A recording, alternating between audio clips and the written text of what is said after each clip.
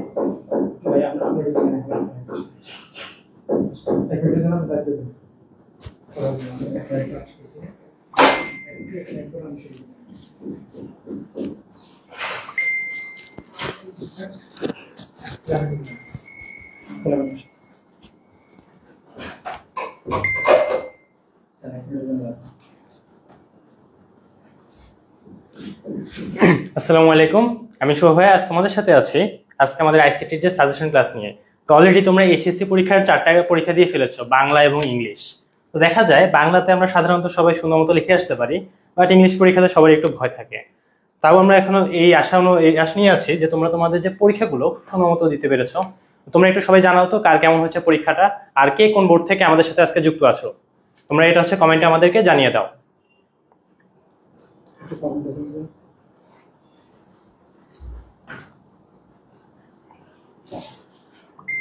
তোমাদের জীবনে একটা গুরুত্বপূর্ণ পরীক্ষার মাঝখানে এখন তোমরা আছো। তো অনেকেরই হয়তো দেখা যাবে মন মতো পরীক্ষাগুলো হয় নাই, হয়তোবা বাংলা প্রথম পত্র, হয়তোবা দ্বিতীয় পত্র কোনোটা একটু হয়তো খারাপ গেছে, হয়তো এ প্লাস থাকবে না, এ থাকবে। বাট আসলে এ নিয়ে কোনো চিন্তার বিষয় নেই, তোমাদের সামনে এখনো যথেষ্ট পরীক্ষা আছে। তোমরা যদি এই শেষ মুহূর্তে এখন এসে পরীক্ষার আগের একটা পরীক্ষা খারাপ হয়েছে এ নিয়ে ভয় পাও, তাহলে সামনের পরীক্ষাগুলো কিন্তু তোমাদের জন্য একটু কঠিন হবে। তো আমরা বিগত যা হওয়ার হয়েছে তা নিয়ে আমরা একদমই দুশ্চিন্তা করব না। আমরা আমাদের সামনের পরীক্ষাগুলো কিভাবে সুন্দর করতে হয়, কিভাবে ভালো মতো দিতে পারি, তার জন্য আমাদের হচ্ছে মেন্টালিটি বা প্রিপারেশনটা থাকবে। এবং তারই ধারাবাহিকতায় আজ আমরা তোমাদের জন্য যে আগামী পরীক্ষা কোনটা, আইসিটি অবশ্যই। তো আইসিটিতে কিন্তু আমাদের দেখা যায় প্রত্যেক বিভাগের স্টুডেন্ট প্রত্যেক বছরই খুবই ঝামেলা থাকে। বিগত 2-1 বছর আগে এটা নিয়ে আন্দোলনও হয়েছিল যে পরীক্ষার কারিকুলাম ঠিক না, খুবই কঠিন কারিকুলাম।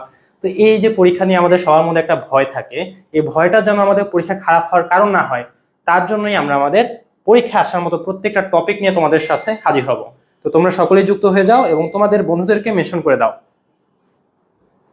আজকে এখানে আমি তোমাদের মাঝারুল ভাইয়া সবাই একসাথে এই যে তোমাদের কিভাবে পড়লে তোমরা পরীক্ষায় শতভাগ কমন পাবে, কিভাবে পড়লে তোমরা পরীক্ষা হলে ভয় পাবে না, তা নিয়ে আমরা আলোচনা করব এবং প্রত্যেকটা টপিক আমরা ধরে ধরে শেষ করে দিব।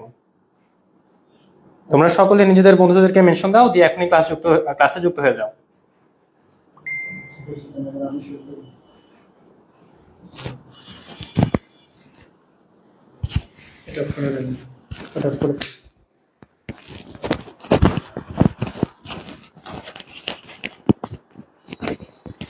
আসসালামু আলাইকুম প্রিয় শিক্ষার্থী বন্ধুরা, আশা করি তোমরা সবাই ভালো আছো, সুস্থ আছো। আজকের এই ক্লাসে তোমাদের সবাইকে স্বাগতম। আমি সবসময় তোমাদের ক্লাস বন্ধু বান্ধবদের মাঝে শেয়ার করার জন্য অথবা বন্ধু বান্ধবের মাঝে নিয়ে যাওয়ার জন্য আমি একটু কাজ করি। আজকের ক্লাসে লাইভে জয়েন হওয়ার কারণে আমি একটু ক্লাসগুলো শেয়ার করতে পারবো না। তোমরা যারা ক্লাসে যুক্ত হয়েছো, ঠিক আছে, ওকে, তোমরা যারা ক্লাসে যুক্ত হয়েছো কষ্ট করে তোমরা পরিচিত বন্ধু বান্ধবদের মেনশন করে জানিয়ে দাও। আমরা আগামী 4 দিনে তোমাদের আইসিটি পরীক্ষা হবে 7 তারিখে। এর আগে আমরা 3 তারিখ, 4 তারিখ, 5 তারিখ, 6 তারিখ কি কি পড়াবো একটু দেখাই। প্রথমে হচ্ছে আজকে যে বিষয়টা নিয়ে আলোচনা করব। আজকে হচ্ছে আমরা আইসিটির 4th অধ্যায়টা নিয়ে আলোচনা করব, যেটা হচ্ছে HTML নিয়ে আলোচনা করব।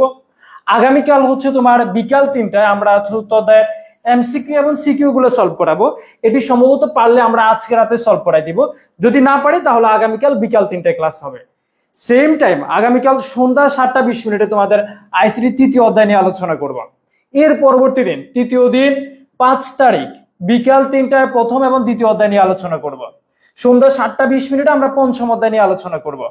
আর সর্বশেষ তোমাদের সাথে যেদিন আমাদের সাথে দেখা হবে সেটি হচ্ছে তোমার 6 তারিখ, সেটি হচ্ছে আমরা ফাইনাল সাজেশনটা নিয়ে আলোচনা করব। তোমরা যারা আজকের ক্লাসে যুক্ত হয়েছো সবাই একটু কষ্ট করে, তোমাদের কাছ থেকে আমি বরাবর 1 মিনিট সময় নিব, 1 মিনিট পরে আমরা ক্লাসটা শুরু করে দিব। সবাই তোমাদের পরিচিত 10 জন বন্ধুকে মেনশন করে দাও আর ক্লাসটা শেয়ার করে দাও। সবাই ক্লাসটা শেয়ার করে কমেন্ট বক্সে শেয়ারটা লিখে দাও। সবাই তোমরা একটু আইসিটির জন্য 4 দিন সময় পেয়েছো, তুমি যদি 4 দিন ভালো করে সময় দাও ইনশাআল্লাহ তোমার পক্ষে প্লাস পাওয়া সম্ভব। তুমি আইসিটির জন্য কয়দিন সময় পেয়েছো? মোট 4 দিন। তোমাদের কাছ থেকে 4000 স্টুডেন্ট হলে আমরা ক্লাস শুরু করে দিব। 4000 স্টুডেন্ট,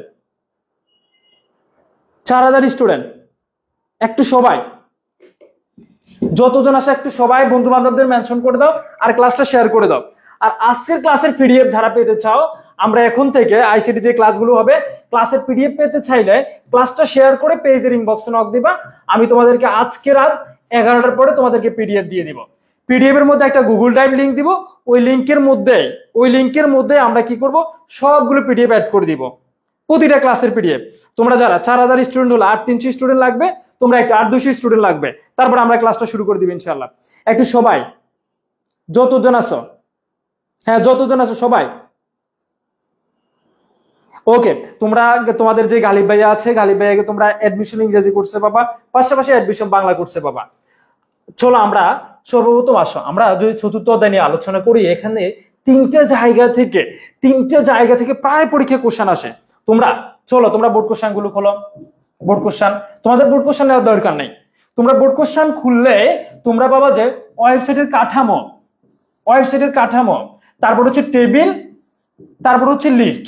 এই তিনটা জায়গা থেকে প্রায় কোশ্চেন এসে থাকে। তোমাদের কোন তিনটা জায়গা থেকে কোশ্চেন আসে? একটা হচ্ছে ওয়েবসাইটের কাঠামো, আরেকটি হচ্ছে টেবিল, আরেকটি হচ্ছে লিস্ট। এই তিনটা তোমরা ভালোভাবে পারো? তুমি পারো অথবা না পারো, তুমি আমাকে বরাবর 1 ঘন্টা সময় দাও ভাই, প্লিজ 1 ঘন্টা সময় দাও। 1 ঘন্টা আমি তোমাকে একেবারে এই তিনটা থেকে শুরু করে চতুর্থ অধ্যায় তোমাকে একেবারে বস করে ফেলবো। তারপর তোমাদের শুভ ভাইয়া তোমাদেরকে এমসিকিউ এবং সিকিউ গুলো সলভ করাবে। তোমরা সবাই ক্লিয়ার? কয় ঘন্টা সময় দিতে হবে? 1 ঘন্টা। চলো আমরা আস্তে আস্তে আজকের ক্লাসের মধ্যে চলে যাই। সর্বপ্রথম বিসমিল্লাহির রহমানির রহিম, সবাই একটু বিসমিল্লাহ পড়ে নাও আর পাশে খাতা কলম নিয়ে বসো। পাশাপাশি থাকলে তুমি একটু পানি খেয়ে নাও। চলো, আউযু বিল্লাহি মিনাশ শাইতানির রাজিম, বিসমিল্লাহির রহমানির রহিম। আমরা একটু আগে বেসিক অংশটা বরাবর 10 মিনিটের মধ্যে আলোচনা করে শেষ করে চলে যাব। চলো প্রথমে আসো ওয়েব পেজটা নিয়ে আলোচনা করি। ওয়েব পেজ, সর্বপ্রথম আমরা যে বিষয়টা নিয়ে আলোচনা করব, চলো আমরা ওয়েব পেজটা নিয়ে আলোচনা করি। ওয়েব পেজটা কি? ওয়েব পেজ সাধারণত আমরা HTML এর মাধ্যমে তৈরি করি। ওয়েব পেজে শুধু তুমি শুনো, এটা বুঝতে হবে না, তুমি সংজ্ঞাটা মনে রাখলেই হবে, যেটা আমরা HTML এর মাধ্যমে তৈরি করি। তুমি বিভিন্ন দেশের সার্ভারে বসে তুমি ইন্টারনেটের মাধ্যমে দেখতে পারো, সেটা হচ্ছে ওয়েব পেজ। জাস্ট এভাবে মনে রাখলে হবে কি, ওয়েব পেজ সাধারণত আমরা HTML এর মাধ্যমে লেখা হয়, বিভিন্ন দেশের সার্ভারে রাখা হয়, ইন্টারনেটের মাধ্যমে কি করতে পারি আমরা, যে কোনো জায়গা থেকে দেখতে পারি, সেটা হচ্ছে ওয়েব পেজ। এটা তোমাকে মুখস্থ করতে হবে না, জাস্ট এটা পরীক্ষা তোমাদের জ্ঞানমূলক আসতে পারে, তাই বলে দিলাম। জ্ঞানমূলকের বাইরে তোমাদের আসবে না। জ্ঞানমূলক কি, ওয়েব পেজ কি, যেটা হচ্ছে আমরা HTML এর মাধ্যমে তৈরি করি, বিভিন্ন দেশে বসে, মানে ইন্টারনেটের মাধ্যমে বিভিন্ন দেশে বসে তুমি দেখতে পারবা। জাস্ট এতটুকু মনে রাখলে হবে। এবার আসো ওয়েব পেজের বিষয়বস্তু। এই জায়গা থেকে প্রায় একটা এমসিকিউ আসে, এই জায়গা থেকে ওয়েব পেজের বিষয়বস্তু বিভিন্ন ধরনের হতে পারে। একটা হচ্ছে টেক্সট ডেটা ফাইল, ছবি বা গ্রাফিক্স ফাইল, অডিও, আর হচ্ছে ভিডিও। টেক্সটের ক্ষেত্রে আমাদের যে এক্সটেনশন গুলো যুক্ত হবে শুধু এই জায়গায় আসবে, শুধু এই জায়গা থেকে প্রায় এমসিকিউ আসে। টেক্সটের ক্ষেত্রে আমাদের যে এক্সটেনশন গুলো যুক্ত হবে সেটি হচ্ছে পিডিএফ, পিপিটি, ডিওসিএস, ডিওসি। তারপর আসো ছবি বা গ্রাফিক্স ফাইলের ক্ষেত্রে আমাদের যে এক্সটেনশন গুলো যুক্ত হবে, জেপিজি, জেপিইজি, এখানে হবে জেপিইজি, পিএনজি, জিআইএফ, বিএমপি। তোমরা বিএমপি তো রাজনৈতিক দল, তোমরা আবার পরীক্ষা আসা, ধরো টিচার যদি আমার মতো রসিক হয়, তোমাদেরকে যদি বিএনপি দিয়ে বসে থাকে, তোমরা বিএনপি উত্তর করবে না। এখানে হবে কি, বিএমপি বাই বিএমপি। ছবির ক্ষেত্রে কি কি এক্সটেনশন যুক্ত হয়, JPG, JPEG, PNG, GIF, BMP. এখন তোমাদের একটা মজার উদাহরণ দিই, চলো একটা মজার উদাহরণ দিই। তুমি তোমার ক্যামেরাটা নাও, মোবাইলটা নাও। তোমাদের কথা হলো যে ভাই, এই তোমরা অনেকেই বলবে, এই ধরো শোনো, তোমরা মোবাইলে ক্যামেরা নাও। ক্যামেরা নেওয়ার পরে তুমি সুন্দর করে তোমার একটা ছবি তোলো, তো তুমি তোমার একটা ছবি তুলবা। ছবি তোলার পরে ধরো আমি তোমার একটা ছবি তোলো, এভাবে ছবি তুলবা, বুঝছো? ছবি তুলে ডিটেলস এর মধ্যে যাবা। ডিটেলস এর মধ্যে গেলে দেখবা যে এক্সটেনশনে এগুলো লেখা আছে, যে কোনো একটা আছে। তুমি ধরো তোমার বান্ধবীর সাথে অডিও কলে কথা বলছো, তার অডিওটা রেকর্ড করে ফেলছো, দেখবা যে কোনো 3টা এক্সটেনশন যুক্ত হবে। তুমি ধরো তোমরা মেয়েরা কি করো, ছেলেরা তোমাদেরকে ছেঁকা দেয়, তুমি ভিডিও কলে কথা বলছো, স্ক্রিন রেকর্ড করেছো, দেখবা যে যে কোনো চার্টের যে কোনো একটা অ্যাড হবে। মনে থাকবে কি কি বলতো? ভিডিওর ক্ষেত্রে কি কি? MOB, ABI, MPG, MP four. আর অডিওর ক্ষেত্রে কি কি হয়? ডাব্লিউএমপি, এমপি3, এমডিআই। আর ছবির ক্ষেত্রে এগুলো হয়। তোমরা আশা করি সবাই ক্লিয়ার। তোমরা কিভাবে মনে রাখবে? এই ছেলেরা তোমাদেরকে বান্ধবীরা যখন কল দিবে, অডিও এগুলাতে, অডিওতে কি কি যুক্ত হয় বান্ধবীরা কল দিলে? ডাব্লিউএমপি, এমপি3, এমডিআই। তোমরা বান্ধবীরা তোমাদেরকে ভিডিও কলে কল দিলে, মানে ছেঁকা যেন না দেয়, রেকর্ড রেখে দিবা, এমওবি, এবিআই, এমপিজি, এমপি4। তোমরা ধরো একসাথে ঘুরতে গেছো, ছবি তুলেছো, জেপিজি, জেপিইজি, এখানে জেপিইজি, পিএনজি, জিআইপিএমপি। আর তোমরা পিডিএফ যেগুলো এগুলো জানো। শেষ, আমরা এখানে শেষ। এবার পরবর্তী অংশে চলে যাও, আমরা এখানে বেশি সময় নষ্ট করবো না। এবার আসো, শুনো ওয়েবসাইটটা কি। এখানে শুনো, এগুলো তোমাদেরকে বেশি সময় নষ্ট করা যাবে না, আমরা HTML এর মধ্যে চলে যাব। ওয়েবসাইট হচ্ছে নাম হবে একটা, নাম হবে একটা, যেখানে ওয়েব পেজ অনেকগুলো থাকবে, সেটা হচ্ছে ওয়েবসাইট। মানে একই ডোমেনের অধীনে একাধিক ওয়েব পেজের সমষ্টিকে কি বলে? ওয়েবসাইট বলে। বুঝছো? একই ডোমেন মানে নাম একটা। তোমাদের সোজা বাংলা কথা কি জানো? নাম হবে একটা, পেজ থাকবে অনেকগুলা, তাকে বলবো ওয়েবসাইট। বুঝছো? ধরো বইয়ের মধ্যে দেখো, বইয়ের মধ্যে তোমার আইসিটি বই নাও, যে কোনো একটা আইসিটি বই নাও, ধরো আমরা টেস্ট পেপার এটা নিলাম, এটা আইসিটি টেস্ট পেপার, এখানে পাতা অনেকগুলা, বই কিন্তু কয়টা? একটা। একই ডোমেনের অধীনে যদি একাধিক ওয়েব পেজ থাকে, তখন তাকে কি বলে? ওয়েবসাইট বলে। শেষ। এখানে তোমাদের সময় নষ্ট করা দরকার নেই, এগুলো তোমরা সবাই পারবা। এবার আসো, এখান থেকে একটা এমসিকিউ প্রায় পরীক্ষা আসে, এমসিকিউ আর জ্ঞানমূলক। এখানে চাবি ধরো, চাবি ধরো, চাবি ধরো, চলো। ওয়েব ব্রাউজার, যে সফটওয়্যারের সাহায্যে ওয়েব পেজ গুলো ব্রাউজার করা যায়, মানে যে সফটওয়্যারের মাধ্যমে তুমি ঢুকতে পারো অথবা দেখতে পারো। বুঝছো? যার মাধ্যমে তুমি দেখতে পারো সেটা হচ্ছে ওয়েব ব্রাউজার। যে সফটওয়্যারের মাধ্যমে তুমি ওয়েব পেজ গুলো দেখতে পারবা সেটা হচ্ছে ওয়েব ব্রাউজার। জনপ্রিয় ওয়েব ব্রাউজার হচ্ছে 6টি, মোটামুটি কয়টি বলো তো? তোমাদের কমেন্ট গুলো দেখতে হবে। তোমরা 5 কি স্টুডেন্ট হয়ে গেছো? এই তোমরা 5 কি? সবাই একটু ক্লাস শেয়ার করে দাও, দেখবা যে একেবারে অসাধারণ ক্লাস পাবা। সবাই তো গালিব ভাই হতে পারে না, বুঝছো? তোমাদের মাসার ভাই হতে হবে, শুভ ভাই হতে হবে। সবাই চাইলে গালিব ভাই হবে না। তোমরা একটু মনোযোগ দিয়ে ক্লাস করো, আমি এবং শুভ ভাইয়ের কাছে সেরাটা পাবা। আসো, ওয়েব ব্রাউজার হচ্ছে জনপ্রিয় 6টি। কি কি বলতো? Internet explorer, Google Chrome, Mozilla Firefox, FL Safari, Opera, Netscape, communicators. মনে থাকবে বলতো? যার মাধ্যমে ধরো, যার মাধ্যমে আমরা ওয়েব পেজটা দেখতে পারি, আঞ্চলিক ভাষা বুঝে নাও, যার মাধ্যমে আমরা ওয়েব পেজটা দেখতে পারি সেটা হচ্ছে ওয়েব ব্রাউজার। ওয়েব ব্রাউজার কি কি? এই সকিনা 6টা। ধরো তোমার, ধরো তুমি যার মাধ্যমে ধরো তোমার জীবন কাটাও, মাঝে মাঝে দেখবে যে 6টা। কয়টা? তোমার 6টা। কে কে? Internet explorer. তোমার সকিনার নাম দিছো ইন্টারনেট এক্সপ্লোরার। তুমি জরিনার সাথে লাইন মারা, সেটার নাম হচ্ছে গুগল ক্রোম। তুমি ধরো কি মজিলা ফায়ারবক্স, এটা তোমার কি? ধরো এফএল সাফারি আর অপেরা, নেটস্কেপ, কমিউনিকেটর। এগুলো তোমরা পারবা। আসো পরবর্তী অংশে চলে যাই। এবার আসো আইপি অ্যাড্রেস আর ডোমেন নেম, এটা একটু আমরা আঞ্চলিক ভাষায় বুঝি। আসো সর্বপ্রথম ধরো আইপি অ্যাড্রেস আর ডোমেন নেম, এটা একটু বুঝাই দিই তোমাদেরকে। দেখো আইপি অ্যাড্রেস আর হচ্ছে ডোমেন নেম। এই তোমরা একটু সবাই দেখবা যে আমি তোমার বলি আইসিটি একেবারে 4 দিন সময় পাইছে, সবাই ভালো করতে পারবা। আইপি অ্যাড্রেস আর হচ্ছে ডোমেন নেম। তোমরা ধরো আমি তোমাদের ক্লাসে আসছি, তোমাদের ধরো তোমরা বললো যে ভাই আপনার নাম হচ্ছে কি? আপনি আমাকে একটু আগে বলছেন মাঝহার স্যার, ঠিক আছে? তোমরা আমাকে মুখস্থ করে বলছো মাঝহার স্যার, এটা নাম দিয়ে বললাম। আবার তোমরা বললো যে ভাই আপনার সাথে একটু কথা বলতে চাই, তোমরা আমার সাথে কথা বলে মন জুড়াতে চাও, আপনার নাম্বারটা দেন 01307838501। এটা হচ্ছে আমার নাম্বার। দেখো আমি নিজেকে দুইভাবে শনাক্ত করেছি, একটা হচ্ছে নাম্বারের মাধ্যমে আর একটা হচ্ছে নামের মাধ্যমে। যখন কোনো কিছুকে মানে কোনো কিছুকে তুমি কি করবে? ঠিকানা দিবে নাম্বারের মাধ্যমে, সেটা হচ্ছে আইপি অ্যাড্রেস। আর যখন তুমি সংখ্যার তুমি যখন নাম্বারের মাধ্যমে দিবা তখন হচ্ছে আইপি অ্যাড্রেস। আর তুমি যখন বর্ণের মাধ্যমে দিবা, আলফা নিউমেরিক কোডের মাধ্যমে দিবা, সেটা হচ্ছে তোমার কি? Domain name. বুঝছো? তুমি এটা মনে রাখো। ধরো আমাদের ক্লাস থেকে আমি একজনকে নিয়ে চলে আসি, ধরো আমার বান্ধবী, আমার খুবই ক্লোজ বান্ধবী মাইমুনা। মাইমুনা বুঝছো? প্রত্যেকটা ক্লাসে কমেন্ট করবে মাইমুনা। হ্যাঁ, মাইমুনা যেটা, বুঝছো? মাইমুনা যেটা, সেটা হচ্ছে ডোমেন নেম। আর আমার বান্ধবীর নাম্বার সে আমাকে দিয়েছে। ভাই ধরুন আপনি আমার সাথে নাম্বার নেন 016, আমার একটা নাম্বার 38925305। এখানে বলো মাইমুনা কি? Domain name. আর আইপি অ্যাড্রেস কোনটা? যখন নাম্বার দিয়ে বলবে তখন হচ্ছে আইপি অ্যাড্রেস, যখন মানে বর্ণ দিয়ে বলবে তখন হচ্ছে ডোমেন নেম। সবাই ক্লিয়ার? সবাই ক্লিয়ার? বুঝছো? সবকিছু ইজি হবে, সবকিছু ইজি হবে, কোনো টেনশন করতে হবে না। তোমরা সবকিছু ইজি হবে তো? আমার বান্ধবী, হ্যাঁ ঠিক আছে, ওকে চলো এবার আসো আইপি অ্যাড্রেসটা একটু বুঝাই দিই। আইপি এর পুনরূপ হচ্ছে ইন্টারনেট প্রোটোকল। কি ইন্টারনেট প্রোটোকল? ইন্টারনেট যুক্ত প্রতিটি কম্পিউটার একটি ঠিকানা থাকে, এই ঠিকানাকে আইপি অ্যাড্রেস বলে, যেটা আমরা সংখ্যার মাধ্যমে করি।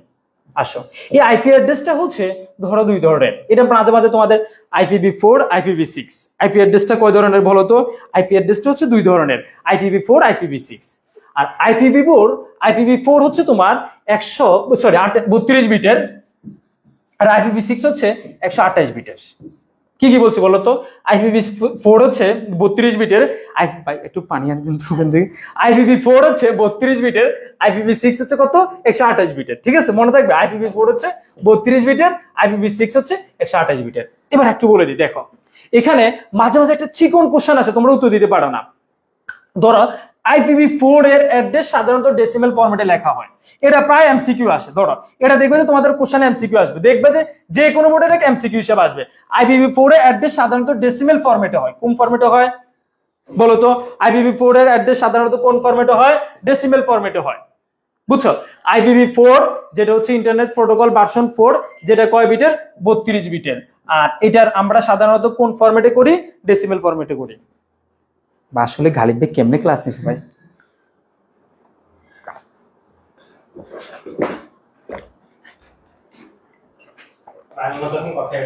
বলা ভাই আমার এখনই হয়ে গেছে কেমনে।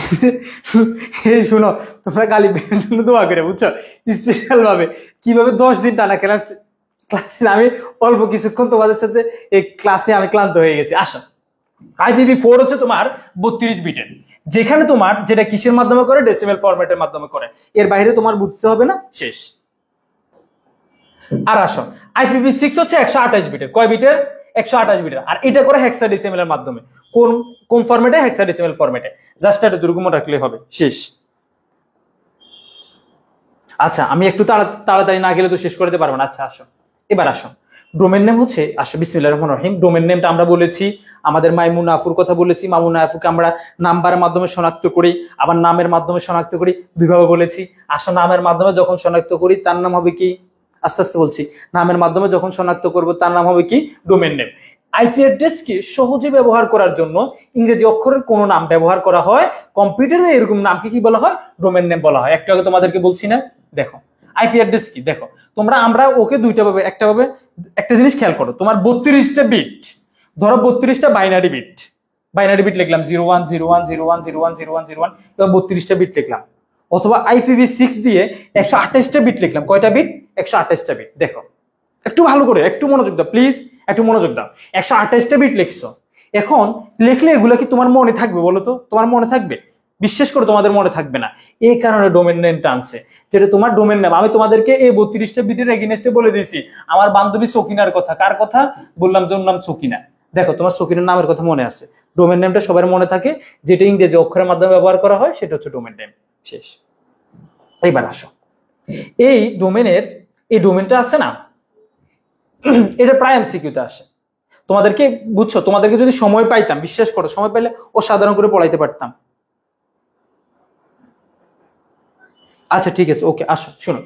Internet corporation for assign names and number পৃথিবীর আমেরিকার একটা অলাভজনক সংস্থা রয়েছে, যেটা সারা বিশ্বের ডোমেনটা নিয়ন্ত্রণ করে। তোমার যদি পরীক্ষা কোশ্চেন আসে সারা বিশ্বের ডোমেনটা কে নিয়ন্ত্রণ করে? ICANN। ঠিক আছে, বলো সারা বিশ্বের ডোমেনটা কে নিয়ন্ত্রণ করে? ICANN। এবার ICANN এর পূর্ণরূপ কি বলতো? Internet corporation for assign names and number, যেটা হচ্ছে তোমার আমেরিকান অলাভজনক একটা সংস্থা, যেটা হচ্ছে সারা বিশ্বের ডোমেনটা নিয়ন্ত্রণ করে। মনে থাকবে কি বলছি বলতো? সারা বিশ্বের ডোমেনটা কে নিয়ন্ত্রণ করে? ICANN। ICANN এর পূর্ণরূপটা তোমরা মনে রাখবা, এটা এমসিকিউ আসতে পারে। আসো, একটা ডোমেনের প্রধানত দুইটা অংশ থাকে, আর ঐচ্ছিক অংশ থাকে একটা। এবার আসো, একটা ডোমেনের প্রধান দুইটা অংশ থাকে, একটা হচ্ছে তোমার প্রধান দুইটি অংশ থাকে, আর ঐচ্ছিক অংশ হচ্ছে একটা হচ্ছে সেকেন্ড লেভেল ডোমেন, আর একটা হচ্ছে টপ লেভেল ডোমেন, আর একটা হচ্ছে থার্ড লেভেল ডোমেন, যেটা তোমাদের জানতে হবে না। এবার আসো, আমরা এগুলার সেকেন্ড লেভেল ডোমেন, এখানে শুধু এই জিনিসটা, কিছু জিনিস না বললে নয়, কিছু জিনিস বলে চলে যায় যেখানে আমরা সময় নষ্ট করতে পারবো না। সেকেন্ড লেভেল ডোমেনকে তোমার মূল ডোমেন বলা হয়। সেকেন্ড লেভেল ডোমেনকে তোমার মূল ডোমেন বলা হয়। আর এখানে হচ্ছে তোমার এখানে ব্যবহৃত বর্ণগুলো কেস সেনসিটিভ না, এটা প্রায় এমসিকিউ আসে। অনেক কিছু বলে যাব না, একটু স্কিপ করে চলে যেতে হবে। সেকেন্ড লেভেল ডোমেনের মধ্যে ব্যবহৃত বর্ণগুলো কেস সেনসিটিভ হয় না। কি বলছি? কেস সেনসিটিভ হয় না, জাস্ট এতটুকু মনে রাখবা, আর লাগবে না।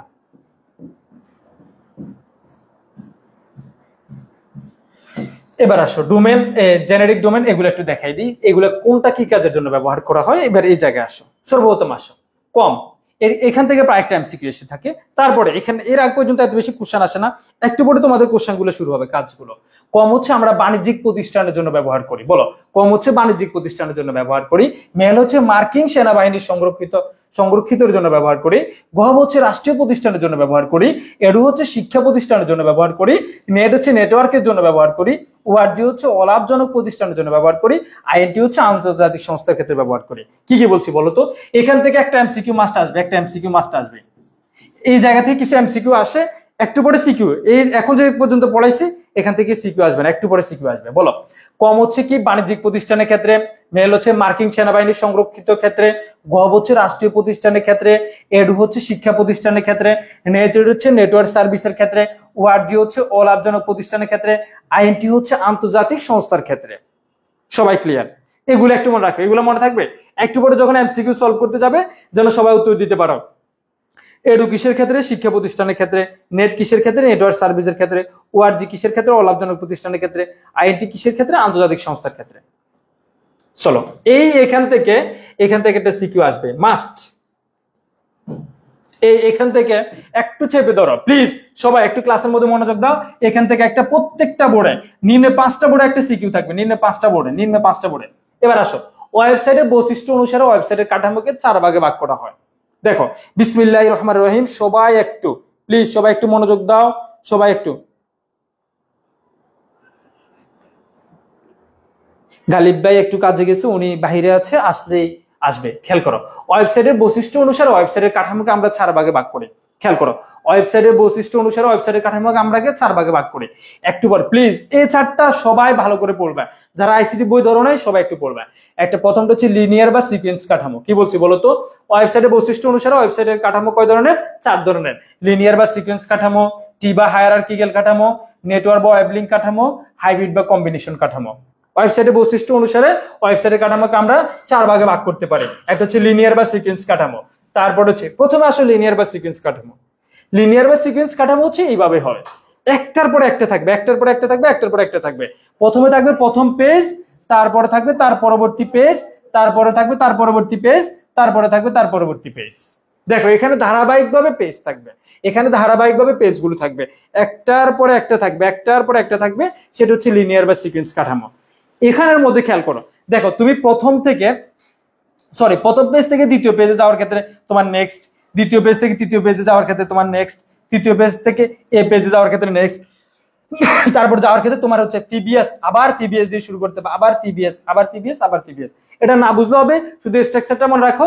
এইভাবে ধারাবাহিকভাবে যখন থাকে তখন লিনিয়ার বা সিকোয়েন্স কাঠামো, যখন এইভাবে ধারাবাহিকভাবে থাকবে তখন হচ্ছে কি লিনিয়ার বা সিকোয়েন্স কাঠামো। চলো আমরা একটু পড়ে নিই এই জায়গাটা প্লিজ। পরীক্ষা যদি এই স্ট্রাকচারটা থাকে, এই লেখাটা সুন্দর করে লিখে ফেলবা, শুধু এই লেখাটা সুন্দর করে লিখে ফেলবা। কি কি? যখন কোনো ওয়েবসাইটের বিভিন্ন পেজগুলো একটি নির্দিষ্ট ক্রম অনুসারে একটির সাথে অপরটি যুক্ত থাকে তখন এই কাঠামোকে লিনিয়ার বা সিকোয়েন্স কাঠামো বলে। এটা প্রায় পরীক্ষায় আসবে। যখন কোনো ওয়েবসাইটের বিভিন্ন পেজগুলো একটি নির্দিষ্ট ক্রম অনুসারে একটির পর অপরটি যুক্ত থাকবে তখন তাকে বলবে কি লিনিয়ার বা সিকোয়েন্স কাঠামো। কোন এরিয়া কোন পেজের পর কোন পেজে যাওয়া যাবে তা পেজের ডিজাইনে ঠিক করা থাকে। পেজগুলো নেক্সট, প্রিভিয়াস, লাস্ট, পাস্ট। দেখা একটু পরে দেখাবো। পেজগুলোতে তোমার নেক্সট, প্রিভিয়াস, লাস্ট, পাস্ট। এটা দেখবে যে তোমার প্রশ্নের মধ্যে যখন ওই থাকবে ওখানে লেখা থাকবে আজকে ঢাকা বোর্ডের কোশ্চেনের মতো, যেখানে তোমার প্যারাগ্রাফ আসছে, প্যারাগ্রাফের কথাটা কিন্তু তোমার ওই প্রশ্ন কোন একটা অপশনে ছিল, ওটা দেখলাম ফেসবুকে ভাইরাল। পেজগুলোতে তোমার নেক্সট, প্রিভিয়াস, লাস্ট, পাস্ট ইত্যাদি লিঙ্কের মাধ্যমে ভিজিটর প্রতিটি পেজ দেখতে পারবে। কোন বই যদি ওয়েবসাইটের মাধ্যমে পড়ার ব্যবস্থা হয় তখন এই ধরনের কাঠামো ব্যবহার করা হয়, মানে বই যখন পড়া হয় তখন এই কাঠামোটা ব্যবহার করা হয়। মোটামুটি লিনিয়ার বা সিকোয়েন্স কাঠামোটা একটু ক্লিয়ার কিনা আমাকে একটু জানাও। এটা ক্লিয়ার করে তারপর আরেকটা অংশে যাব প্লিজ। লিনিয়ার বা সিকোয়েন্স কাঠামোটা ক্লিয়ার কিনা?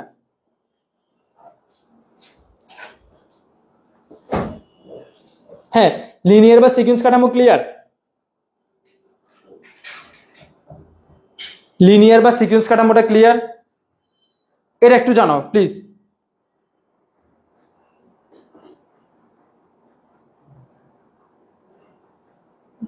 ইংরেজি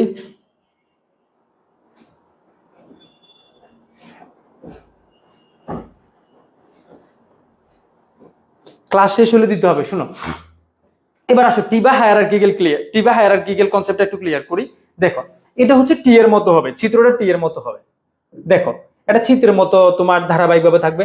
প্রথমে থাকবে হোম পেজ, প্রথমে থাকবে হোম পেজ, তার আন্ডারে পেজগুলো থাকবে, একটা পেজ দুইটা পেজ থাকবে, তার আন্ডারে পেজগুলো থাকবে। আবার প্রথম পেজের আন্ডারে আবার দুই তিনটা পেজ থাকবে, আবার এই পেজের আন্ডারে এটা দুই তিনটা পেজ থাকবে। এটা একটা সুন্দর উদাহরণ দিই। দেখো, ধরো আমার দাদা, আমার দাদা আমার দাদা বিয়ে শাদী করার পরে তার সন্তান হয়েছে 3 জন। কয়জন সন্তান হয়েছে? 3 জন। দেখো, এটা একটু উদাহরণ দিলে এটা বুঝতে পারবা। তোমাদেরকে উদাহরণ ছাড়া তোমাদেরকে ডিরেক্ট বুঝাই দিলে তোমরা বুঝবে না। চলো, ধরো বিসমিল্লাহির রহমানির রহিম। ধরো তোমাদের ক্লাসে বললাম এটা হচ্ছে মাঝার ভাইয়ের দাদা।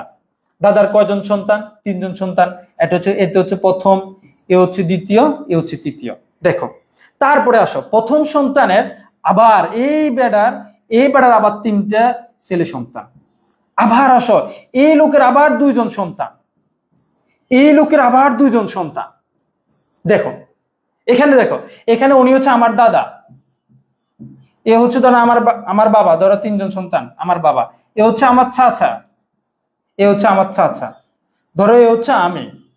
দেখো, একটু খেয়াল করে দেখো এখানে, এখানে দেখো, এখানে আমার বাবা যখন তার দাদার নিকট আছে তখন মূলকে, আমার বাবা যখন তার দাদার নিকট আছে তখন মূলকে, তখন আমার এই লোকটা হচ্ছে কি, এই লোকগুলার কি বাবা, এই লোকগুলার কি বাবা। প্রথম সারি হচ্ছে দ্বিতীয় সারির জন্য মূল, শুধু এটা মনে রাখো। প্রথম সারিটা হচ্ছে দ্বিতীয় সারির জন্য মূল, আবার দ্বিতীয় সারিটা হচ্ছে তৃতীয় সারির জন্য মূল। বুঝতে পারছো কিনা এটা বলো? প্রথম সারিটা হচ্ছে দ্বিতীয় সারির জন্য মূল, দ্বিতীয় সারিটা হচ্ছে তৃতীয় সারির জন্য মূল। অঙ্ক করান, আমরা আসছি চতুর্থ অধ্যায়, তো পঞ্চম তৃতীয় অধ্যায় আমরা যাবো। আসো এবার এটা একটু দেখাই দিই। যেখানে দেখো এবার হচ্ছে টি বা হায়ারার্কিক্যাল কাঠামো। ওয়েবসাইট কাঠামোগুলোর মধ্যে টি কাঠামো সবচেয়ে সহজ এবং জনপ্রিয়। এই কাঠামোতে একটি হোম পেজের সাথে অন্যান্য পেজগুলো কি থাকে, সংযোগ থাকে। এদেরকে সাব পেজ বলা হয়। সাব পেজগুলোর সাথে আবার অন্যান্য পেজগুলো সংযোগ থাকে। কাঠামোটি দেখতে টি এর মতো বলে একে টি কাঠামো বলা হয়। এই ধরনের কাঠামোতে হোম পেজে মেনু বা সাব মেনু তৈরি করা থাকে। জাস্ট এটা মনে রাখলেই হবে, ঠিক আছে? ওকে, হ্যাঁ ঠিক আছে, এটা শেষ। এবার আসো ওয়েব লিঙ্ক বা নেটওয়ার্ক। ওয়েব লিঙ্ক বা নেটওয়ার্ক হচ্ছে তোমাদের মতো, এটা হচ্ছে তোমার দেখবা যে কিছু তোমরা কিছু ছেলে মেয়ে থাকবা যে হচ্ছে 12 বুঝছো, মানে একটা 7-8টার সাথে লাইন মারা শুরু করবে। ধরো তোমাদেরকে এইভাবে না গেলে তোমরা ক্লাস বুঝবে না, বুঝছো? দেখো, ধরো এটা একটা মেয়ে, বুঝছো, এটা একটা মেয়ে, ধরো এটা একটা ছেলে। এটা কি করছে? এটা এর সাথে লাইন মারতেছে, এর সাথে লাইন মারতেছে, এর সাথে লাইন মারতেছে, এর সাথে মারতেছে, আবার যা এর সাথে মারতেছে। মানে একটি পেজের সাথে প্রত্যেকটা পেজের কানেকশন থাকবে। আবার এ কি করতেছে জানো? এ কি করতেছে? ধরো এর সাথে লাইন মারতেছে, এর সাথে লাইন মারতেছে, এর সাথে লাইন মারতেছে, আবার গিয়ে এর সাথে লাইন মারতেছে। প্রত্যেকটা পেজ একটি অপরটির সাথে কানেকশন থাকবে, সেটা হচ্ছে ওয়েব লিঙ্ক। মানে প্রত্যেকটা পেজ একটি অপরটির সাথে কানেকশন থাকবে। ধরো এই 4-5 জনের সাথে লাইন মারে, আবার এই 4 জনের সাথে লাইন মারে, আবার এই 4 জনের সাথে লাইন মারে, আবার এই 4 জনের সাথে, সবার সাথে সবাই যখন সংযোগ থাকবে তখন তার নাম বলবে কি, নেটওয়ার্ক বা ওয়েব লিঙ্ক কাঠামো। দেখো একটু খেয়াল করে দেখো, এই কাঠামোতে সবগুলো ওয়েব পেজের সাথে সবগুলো সরাসরি লিঙ্ক থাকে। অর্থাৎ একটি হোম পেজের সাথে যেমন অন্যান্য পেজগুলো লিঙ্ক থাকে, তেমন প্রতিটি পেজ আবার তাদের নিজেদের সাথে লিঙ্ক থাকে। এই কাঠামোতে প্রেম ব্যবহার করা হয় যাতে প্রেমের মধ্যে অন্যান্য পেজ লিঙ্ক মেনু আকারে উপস্থাপন করা হয়। এই প্রেমটিতে সাধারণত স্থির থাকে, আর কোন একটি লিঙ্ক সিলেক্টেড করলে ওই পেজটি বড় প্রেমে কি করা যায়, দেখা যায়। জাস্ট এটা মনে রাখলে হবে। মানে একটির সাথে অপরটি সংযোগ থাকবে, একটির সাথে কি থাকবে, অপরটি সংযোগ থাকবে।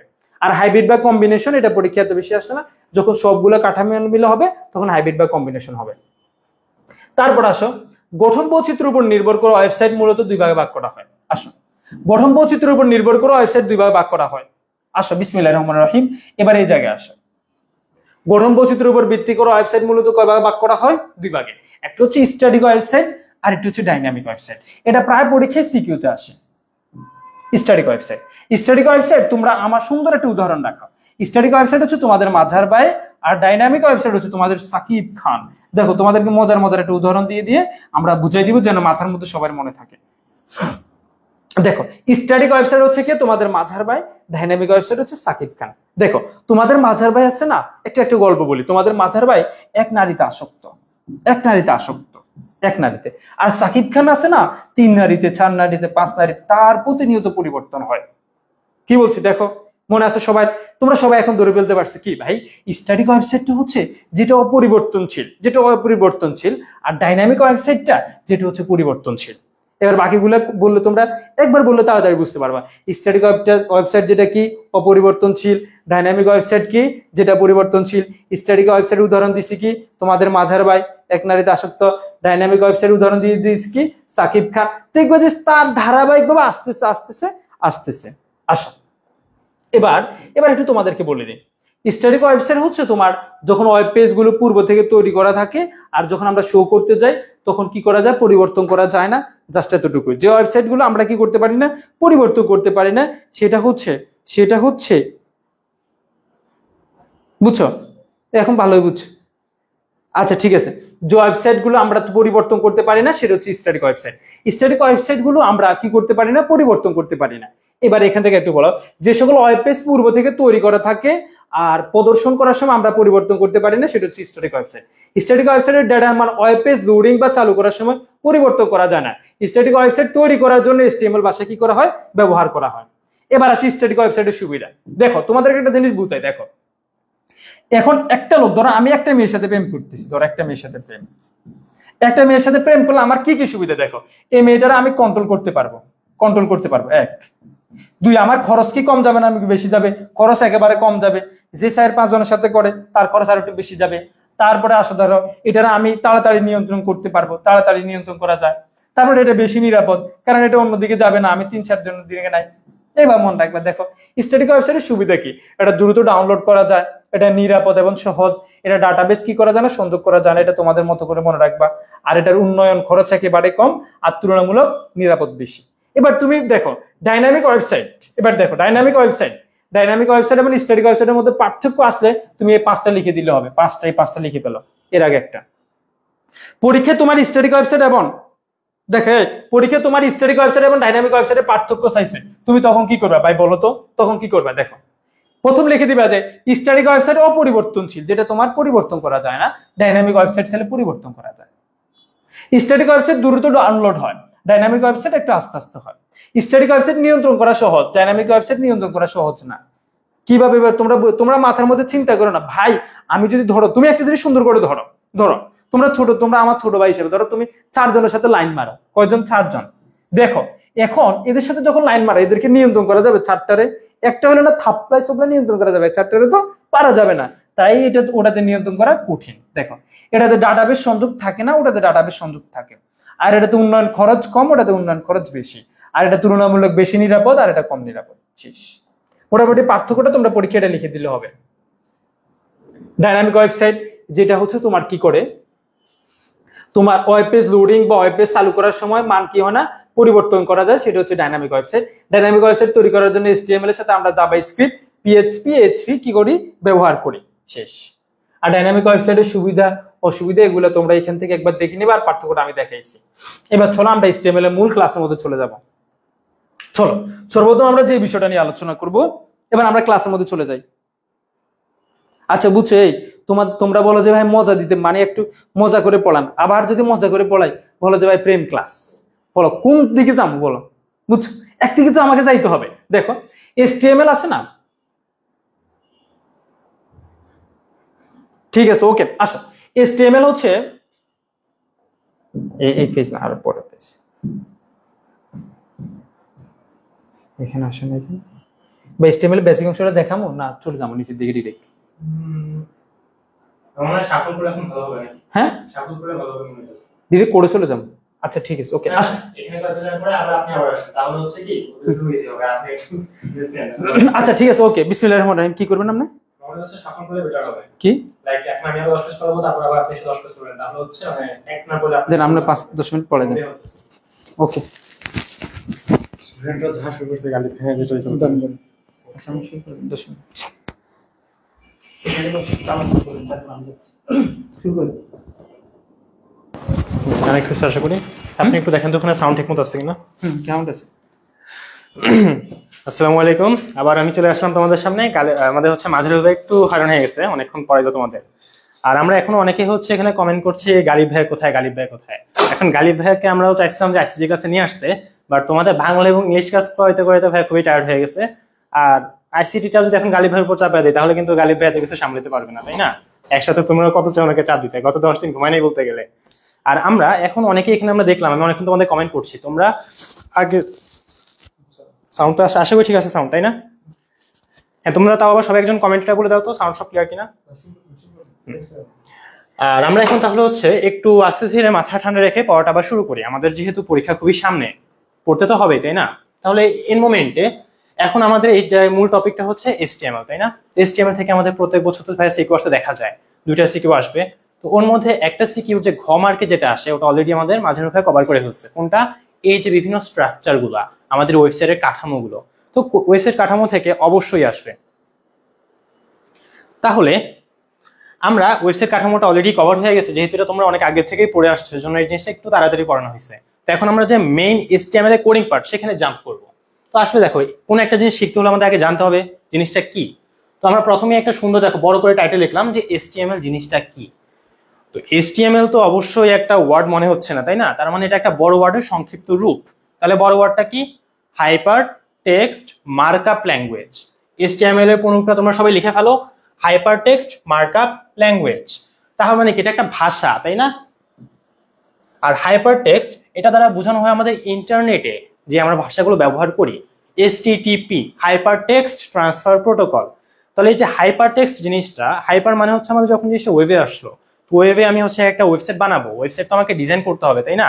তাহলে ওটা আমি যে ল্যাঙ্গুয়েজের মাধ্যমে ডিজাইন করব ওটাকে আমরা বলি HTML hyper text markup language, যা মূলত ওয়েব পেজ এবং ওয়েব অ্যাপ্লিকেশন তৈরির জন্য ব্যবহৃত হয়। HTML একটি ওয়েব পেজের গঠন বর্ণনা করে। তো গঠন বর্ণনা এই ওয়ার্ডটাকে যদি আমি একটু ফোকাস দিই, এটা হচ্ছে স্ট্রাকচার। একটা ওয়েবসাইটের স্ট্রাকচারটা কেমন হবে, সহজ ভাষায় তোমাদের যদি এটাকে বলি কি ভাই এটা মানে কি, তুমি একটা ওয়েবসাইট বানাবা, এখানে জাস্ট যদি লেখা থাকে যে আমি অমুক, আমি তমুক, আজকে আমি এটা পড়াবো ওটা পড়বো, মানে জাস্ট প্লেন লেখা, তোমাদের কাছে মজা লাগবে না, তাই না? তো এই জন্য ওখানে কি করা হয়, বিভিন্ন ধরনের কৌতুক অ্যাড করা হয়, বিভিন্ন ধরনের, এটা হচ্ছে অনেকটা অলঙ্কিত করা হয়, রং করা হয়, তাই না? এই যে আমি যদি অলংকারটা বাদ দেই, শুধু স্ট্রেট ফরওয়ার্ড লেখাগুলো লিখি, সাদা মেটা ভাষা, ওটাকে আমরা বলি HTML। আর এটা আমাদের জাস্ট গঠনটা, স্ট্রাকচারটাকে ডিটারমাইন করে। এটা হচ্ছে অনেকটা এরকম মানব শরীরে কঙ্কালের মতো। আমি একজন মানুষ, হাতে হাড় আছে, মাংস আছে, তাই না?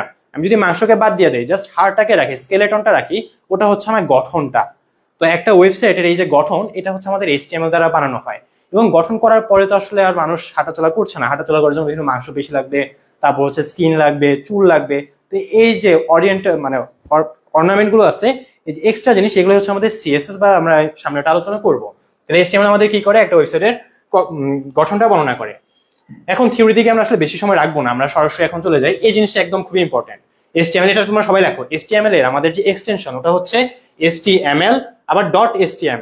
তো পরীক্ষা হলে এই জিনিসটা বহুপদীতে আসলে অনেকে মনে করে হচ্ছে .htm বানানে ভুল করছে, তো ওটা আর দাগায় না। এটা কি হবে? অবশ্যই না। তোমার যদি পরীক্ষায় আসে অবশ্যই তোমাকে .html এবং .htm দুটাকেই কারেক্ট আকারে ধরতে হবে। তার মানে তুমি যদি একটা ফাইল লেখো যে মনে করো index.htm,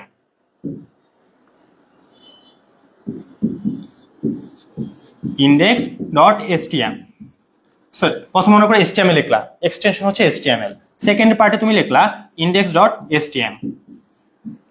এখন ভাই দুইটাই কি কারেক্ট নাকি নিচেরটা ভুল? অনেকে মনে করবে যে নিচে যেহেতু আমি এল লিখি নাই হয়তো আমি বানানে ভুল করছি, কিন্তু এটা না, দুইটাই কারেক্ট। তারপর আমরা নেক্সট পেজে যাই। আর তোমরা এই পর্যায়ে যারা আছো সকলে ক্লাসটা হচ্ছে আবার তোমাদের ফ্রেন্ডদেরকে মেনশন করে দাও এবং ক্লাসটা তোমাদের টাইমলাইনে শেয়ার করে রাখো। আমরা একটু পরে তোমাদের কমেন্টে আবার ফিরে আসবো, আপাতত আমরা একটু জাম্প করি। এখন HTML এর সুবিধাটাকে কি, এটা আসলে এখন যেহেতু তোমাদের পরীক্ষা 4 দিন পরে, আমরা এগুলোতে খুব একটা বেশি সময় দিব না। যে এটার সুবিধাটা কি হচ্ছে, কোনো ওয়েবসাইটে টেমপ্লেট তৈরি করা, ওই টেমপ্লেট মানে কি, আমি যে মাত্র স্ট্রাকচারের কথাটা বললাম এটাকে আমরা টেমপ্লেট বলি। এটি একটি ইউজার ফ্রেন্ডলি ওপেন টেকনোলজি। তো ইউজার ফ্রেন্ডলি, তুমি যখন ইউজার ফ্রেন্ডলি দেখেই তো আমরা ইন্টারনেটটা শিখতেছি, আমরা তো এখন এখানে পাইথন, জাভাস্ক্রিপ্ট, রুবি এই সকল যে প্রোগ্রামিং ভাষা এগুলো তো কেউ শিখলাম না, কারণ কি ওগুলো হচ্ছে একটু টাফ। তো এটা একটু ইউজার ফ্রেন্ডলি, এগুলার ট্যাগ গুলা পড়লেই বোঝা যায় যে আসলে ট্যাগ গুলা কেন বানানো হয়েছে। তুমি একটা টেবিল বানাইতে চাও, HTML এর ট্যাগ হচ্ছে টেবিল, ট্যাগের নামটাই টেবিল, তো তুমি এটা পড়েই বুঝতে পারতেছো। তো এটা হচ্ছে আমাদের একটা ইউজার ফ্রেন্ডলি ভাষা। HTML দ্বারা তৈরি ওয়েব পেজ দ্বারা সকল ব্রাউজারে সাপোর্ট করে। তুমি মোজিলা ফায়ারফক্স চালাও, তুমি হচ্ছে গুগল ক্রোম চালাতে পারো, তুমি মাইক্রোসফট এডজ চালাতে পারো, তুমি ফায়ারফক্স চালাতে পারো, অপেরা চালাতে পারো, যা ইচ্ছা চালাও, সবখানেই কাজ করবে। সিনট্যাক্স সহজ, তাই HTML লেখা সহজ, আর যে কোনো টেক্সট এডিটরে কোড লেখা যায়। অসুবিধাটা কি? অসুবিধা হচ্ছে তোমার HTML প্ল্যাটফর্ম, আচ্ছা এটাও সুবিধা যে HTML প্ল্যাটফর্ম ইন্ডিপেন্ডেন্ট, অর্থাৎ যে কোনো কম্পিউটার অপারেটিং সিস্টেম, যেমন অ্যাপেল হতে পারে, উইন্ডোজ, লিনাক্স, এবং যে কোনো এটা হচ্ছে অ্যান্ড্রয়েড ডিভাইসের অপারেটিং সিস্টেম, না সেটা হবে মোবাইল ডিভাইসের, যেমন তোমার হচ্ছে অ্যান্ড্রয়েড, iOS, জাভা, ক্রোম ব্যবহৃত হয়। আর তারপর দেখো এখানে হচ্ছে 216টি ওয়েব কালার সাপোর্ট করে। 216টি না, আরো অনেক আছে। এটা হচ্ছে তোমার 216, এটা আমরা সামনে আসবো কালার নিয়ে যখন পড়বো। এখন দেখো এখানে একটা হচ্ছে ট্যাগ কি। তুমি যখন HTML লিখবা, আমরা যে বললাম HTML ট্যাগ, তার মানে আমি HTML শুরু করবো, ওটা আমাকে বুঝাইতে হবে ব্রাউজারকে। আমি যখন HTML টেবিল লিখবো, তো HTML এর ট্যাগটা হচ্ছে দুই রকম, একটা হচ্ছে তোমার এমটি ট্যাগ, আরেকটা হচ্ছে তোমার কন্টেইনার ট্যাগ। তো ট্যাগ মানে হচ্ছে সহজ ভাষায় এই জিনিসটা তোমার নির্ণয় করবে জিনিসটা তুমি কি লিখছো। মনে করো তুমি একটা HTML শুরু করবা, তো তোমাকে এখানে কি লিখতে হবে? HTML ট্যাগের ফরম্যাটটা হচ্ছে এই যে এরকম, HTML লিখবে, ওপেন হবে, তারপর তুমি HTML যা যা লিখতে চাও এখানে লিখবে, আর ওটাকে ক্লোজ করে দিতে হবে। আর ক্লোজের সময় এখানে অবশ্যই একটা ব্র্যাকেট হবে, ফরওয়ার্ড স্ল্যাশ, সরি ব্র্যাকেট না, ফরওয়ার্ড স্ল্যাশ।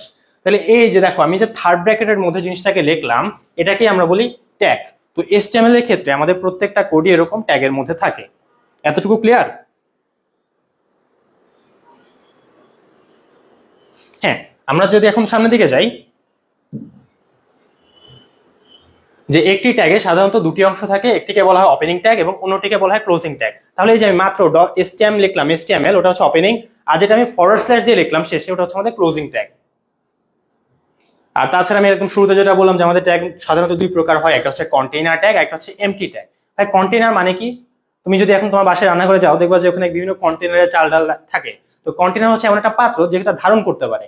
তো তুমি যেমন একটু দেখলা HTML, এটা কিন্তু মাঝখানে একটা স্পেস আছে, তার মানে আমি এখানে অন্য কিছু লিখতে পারবো, আর এই ট্যাগ ওই জিনিসটা ধারণ করতে পারবে। তো এই ধরনের ট্যাগকে আমরা বলি কন্টেইনার ট্যাগ। সহজ ভাষায় যে ট্যাগের ওপেনিংও আছে, ক্লোজিংও আছে, এই ধরনের ট্যাগ হচ্ছে আমাদের কন্টেইনার ট্যাগ। আর আমরা যখন এই ধারাবাহিক কথা একটু সামনে যাব, দেখবো কিছু কিছু ট্যাগের মধ্যে নাই, যেমন BR tag, HR tag, image tag, এগুলোর ওপেনিং থাকে বাট কোনো ক্লোজিং থাকে না। তো এই ধরনের ট্যাগগুলোকে আমরা বলি এমটি ট্যাগ। তাহলে কন্টেইনার ট্যাগ হচ্ছে যে সকল ট্যাগের ওপেনিং ট্যাগ, ট্যাগের বিষয়বস্তু যেটাকে আমরা বলি ট্যাগ কন্টেন্ট, এবং ক্লোজিং ট্যাগ থাকে, তাদেরকে কন্টেইনার ট্যাগ বলে। এবং যে সকল ট্যাগে ওপেনিং ট্যাগ আছে কিন্তু ক্লোজিং ট্যাগটা নেই, তাদেরকে বলে এমটি ট্যাগ। এবং উদাহরণ হচ্ছে আমাদের কন্টেইনারের প্যারাগ্রাফ ট্যাগ। তারপর তুমি যদি কোনো একটা ওয়ার্ড বোল্ড করতে চাও, তুমি শুরু করলা তো শেষও তো করতে হবে, তুমি শুরু শেষ করবে, মাঝখানে যা যা লিখবে সবাই বোল্ড হয়ে যাবে। ক্লিয়ার? যেমন এই যে আচ্ছা জিনিসটা একটু এলোমেলো হইলো। তো ট্যাগ হচ্ছে দুই প্রকার, এমটি ট্যাগ এবং কন্টেইনার ট্যাগ। আর তুমি এই যে একটা কন্টেইনার ট্যাগের মধ্যে শুরু করলা, শেষ করলা, মনে করো তুমি এখানে HTML লেখা শুরু করছো, এখানে শেষ করছো, তো মাঝখানে কি তুমি ফাঁকা রাখবা? যদি ফাঁকাই রাখতে হয় তাহলে আমি কেন কন্টেইনার ট্যাগ দিলাম, তাই না? তাই মানে তুমি অবশ্যই মাঝখানে কিছু লিখবা। তো এই যে লিখলা তুমি একটা ওপেনিং ট্যাগ এবং ক্লোজিং ট্যাগের মাঝখানে, এই সকল জিনিসকে আমরা বলি আমাদের এলিমেন্ট। তো এলিমেন্টের মধ্যে বিভিন্ন ভাগ থাকে, যেমন অ্যাট্রিবিউট বলো, তারপর হচ্ছে কন্টেন্ট বলো। সহজ ভাষায় দেখো, আমাদের এটা হচ্ছে এটা ওপেনিং ট্যাগ শুরু হয়েছে, আর এটা হচ্ছে ক্লোজিং ট্যাগ। এর মাঝখানে যে জিনিসটা, এটাকে আমরা কি বলি? কন্টেন্ট। তার মানে HTML তুমি যখন লিখবা, HTML এর ভিতরে যা যা আছে সবকিছু হচ্ছে HTML এর কন্টেন্ট। তুমি একটা প্যারাগ্রাফ ট্যাগ শুরু করলা, তার আন্ডারে যা যা লিখবা সব হচ্ছে প্যারাগ্রাফের কন্টেন্ট। অবশ্যই কন্টেন্ট ছাড়া আমাদের ট্যাগ হবে না, কারণ যদি তোমার কন্টেন্ট না থাকে তাহলে তোমার তো দরকার নেই যে ক্লোজিং ওপেনিং একসাথে রাখার। তারপর হচ্ছে আমাদের যদি অ্যাট্রিবিউটের মধ্যে আসি, এটা আমরা অ্যাট্রিবিউট একটু পরে আসবো, এখন যদি আমি অ্যাট্রিবিউট আলোচনা করি এটা তোমাদের মাথায় যাবে না অনেকেরই। তো এলিমেন্ট হচ্ছে ওপেনিং ট্যাগ থেকে শুরু করে ক্লোজিং ট্যাগ পর্যন্ত সকল কিছুকে HTML এলিমেন্ট বলে।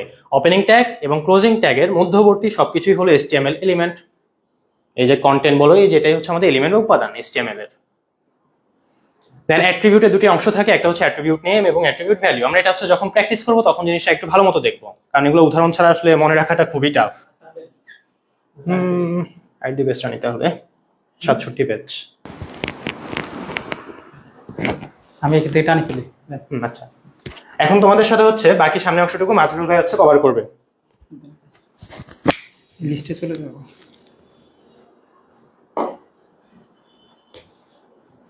হ্যাঁ, এই তো প্রিয় শিক্ষার্থী বন্ধুরা, চলো আমরা আস্তে আস্তে এবার HTML এর যেগুলো, এগুলো একটু বডি স্ট্রাকচারটা নিয়ে আলোচনা করব, তারপর আমরা ট্যাগগুলো একটু দেখাবো, তারপর আমরা ডিরেক্ট লিস্টের মধ্যে চলে যাবো এবং টেবিলের মধ্যে চলে যাবো।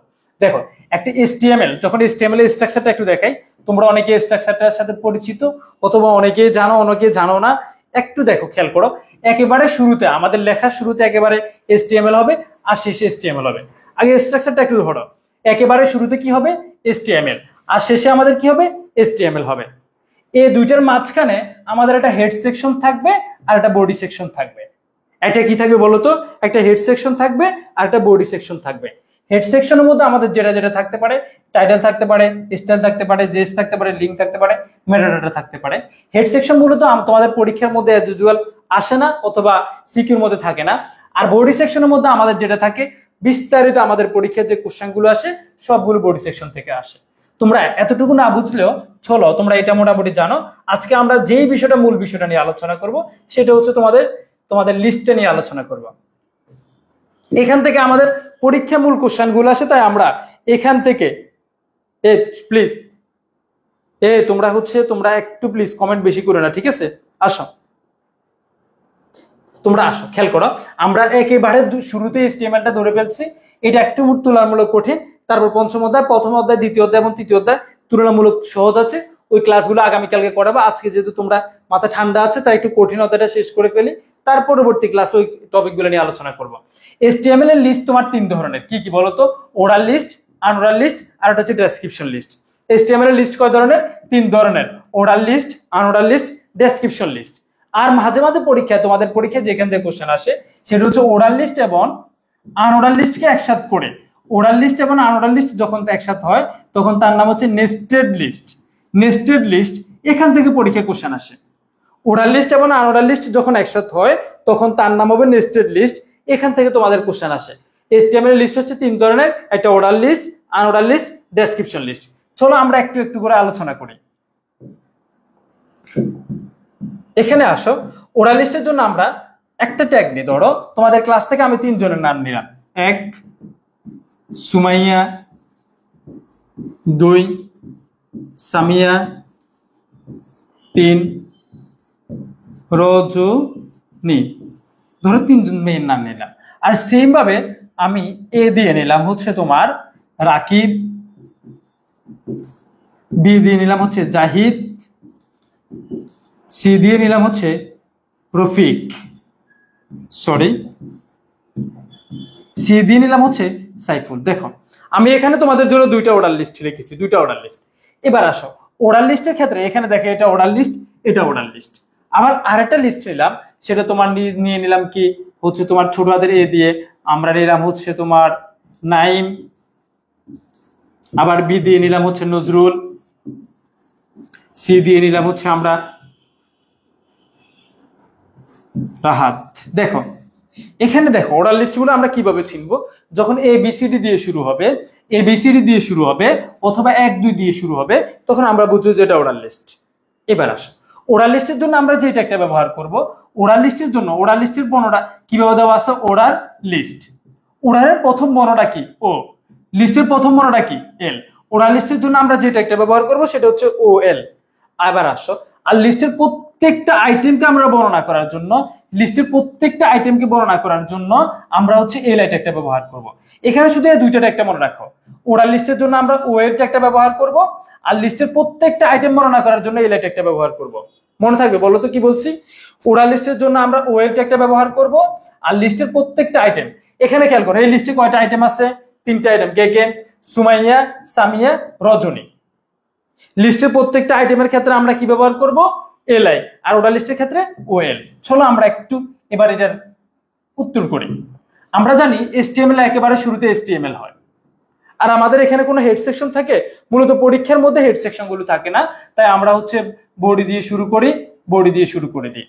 এই বডির মধ্যে এখানে আছে কি? এটা ওরাল লিস্ট নাকি আনওরাল লিস্ট? তোমরা সবাই দেখে বলছো যে ভাই এটা হচ্ছে ওরাল লিস্ট। ওরাল লিস্টের জন্য আমরা ওয়েলটা ব্যবহার করি। এবার দেখবা একটু আগে আমরা একটা দিয়েছি ABC, এখানে দেওয়া আছে 1 2 3 দিয়ে, আবার এখানে দেওয়া আছে ABCD দিয়ে। তখন আমরা কি করি? Well type. ওয়েল টাইপ কি করি? ওয়েল টাইপ দিয়ে যখন 1 2 3 দিয়ে হয়, তখন আমরা 1 দিয়ে দিব। আর যখন ABCD দিয়ে হবে, তখন শুধু এই 1 এর জায়গাটা তুমি পরিবর্তন করবা। 1 এর জায়গাটা পরিবর্তন করে তুমি ABCD দিবা। কি বলছি বলো তো? তোমার যখন 1 2 3 দিয়ে শুরু হবে তখন 1 দিবে, আর যখন এবিসিডি দিয়ে শুরু হবে তখন এবিসিডি দিয়ে দিবা। আমাদের যেহেতু এখানে 1 দিয়ে শুরু হয়েছে তাই আমরা 1 দিয়েছি। এবার আসো লিস্টের প্রত্যেকটা আইটেম বর্ণনা করার জন্য আমরা যে টেকটা ব্যবহার করব সেটা হচ্ছে এলআই। প্রথমে এলআই দিয়ে আমরা কি করছি দেখো, প্রথমে এলআই দিয়ে সুমাইয়া দিলাম, তারপর আমরা এলআইটা ক্লোজ করলাম। দ্বিতীয় এলআই দিয়ে আমরা হচ্ছে তোমার সামিয়া দিলাম, তারপর আমরা এলআইটা ক্লোজ করে ফেললাম। তৃতীয় এলআই দিয়ে লিস্টের প্রত্যেকটা আইটেম এলআই দিয়ে শুরু করবা আর এলআই দিয়ে ক্লোজ করবা। রজনী দিছো, তারপর হচ্ছে এলআইটা ক্লোজ করে ফেলছো। তারপর সর্বশেষ গিয়ে তুমি হচ্ছে ওএলটা একটা ক্লোজ করে ফেলছো, ওরাল লিস্ট। ঠিক আছে, তারপর তুমি বডিটা একটা ক্লোজ করবা, তারপর তুমি এসটিএমএলটা একটা ক্লোজ করবা, শেষ। আশা করি সবাই ক্লিয়ার। ঠিক আছে, এবার একটু খেয়াল করে দেখো, প্রথমে তোমাদের এইভাবে তোমাদের আরো অন্যভাবে নামগুলো দেওয়া থাকবে। তোমার আইসিটি, ইংরেজি, বাংলা এভাবে নামগুলো দেওয়া থাকে। তখন তুমি সর্বপ্রথম তুমি এসটিএমএল দিবা, তারপরে বডি ট্যাগ দিবা, আর শেষে গিয়ে বডি ট্যাগটা ক্লোজ করবা। এসটিএমএল শুরুতে দিবা, এসটিএমএলটা ক্লোজ করবা, এটার পার্টটা শেষ। এবার ওরাল লিস্টের ক্ষেত্রে তুমি যেটা একটা করবা সেটা হচ্ছে ওএল দিবা, আর ওএল দিয়ে টাইপ দিয়ে তোমার কি হবে 1 হবে। আর লিস্টের প্রত্যেকটা আইটেমকে বর্ণনা করার ক্ষেত্রে আমরা হচ্ছে এলআই দিয়ে শুরু করব, এলআই দিয়ে ক্লোজ করব, এলআই দিয়ে শুরু করব, এলআই দিয়ে ক্লোজ করব, এলআই দিয়ে শুরু করব, এলআই দিয়ে ক্লোজ করব, এখানে শেষ। মোটামুটি আমাদের লিস্টটা শেষ। এবার আসো ওরাল লিস্টটা আমাদের শেষ। ওরাল লিস্টটা আমাদের কয় ধরনের হতে পারে দেখো, এখানে একটু দেখাই দিই। ওরাল লিস্ট 3 ধরনের হতে 5 ধরনের হতে পারে। ওএল টাইপ 1 দিয়ে হতে পারে, এ দিয়ে হতে পারে, বড় হাতের এ দিয়ে হতে পারে, আর কয়েকজন হতে পারে, রোমান চিহ্ন আর টেলি চিহ্ন দিয়ে হতে পারে। যখন তোমার 1 2 দিয়ে দেওয়া থাকবে তখন টাইপ হবে 1, যখন এবিসিডি দেওয়া থাকবে টাইপ হবে এবিসি, যখন বড় হাতের এবিসিডি দেওয়া থাকবে তখন টাইপ হবে বড় হাতের এবিসি, যখন এইভাবে থাকবে তখন টাইপ ইট হবে, আর যখন টেলি চিহ্নগুলো থাকবে টাইপ ইট হবে। এটা হচ্ছে ওরাল লিস্টের ক্ষেত্রে। এবার আসো আনওরাল লিস্টের ক্ষেত্রে আমরা যে কাজটি করব। আনওরাল লিস্ট গুলো এইভাবে দেওয়া থাকে। যখন এইভাবে থাকবে তখন এটাকে বলবো হচ্ছে ডিস, ওয়েল টাইপ ডিস হবে। আর যখন এইভাবে থাকবে তখন এর নাম হবে ওয়েল টাইপ সার্কেল। আর যখন এইভাবে থাকবে তখন হচ্ছে স্কোয়ার। আর যখন কিছুই থাকবে না তখন তার নাম হয়ে যাবে নাম। মনে থাকবে? বলো তো কি বলছি। এবার খেয়াল করো, প্রথমে যখন এটা থাকবে তখন তার নাম হয়ে যাবে ডিস, আর এটা থাকলে তার নাম হয়ে যাবে সার্কেল, আর এটা থাকলে তার নাম হয়ে যাবে স্কোয়ার। তোমাদের পরীক্ষায় প্রায় সময় স্কোয়ার থেকে কোশ্চেন আসে। চলো আমরা স্কোয়ার এটা সমাধান করি। দেখো আমরা বেসিক আর বেশি আলোচনা করবো না বেশি সময়, তারপর আমরা ডিরেক্ট এর মধ্যে চলে যাব। দেখো স্কোয়ার প্রথমে আমরা দিলাম হচ্ছে রাকিব দিলাম, তারপরে হচ্ছে সাইফুল দিলাম, তারপর হচ্ছে তোমার নজরুল দিলাম। দেখো আমরা এই 3টে দিলাম। এবার দিয়ে একেবারে শুরুতে আমরা এসটিএমএলটা দিলাম, তারপর আমরা বডি অংশটা দিব।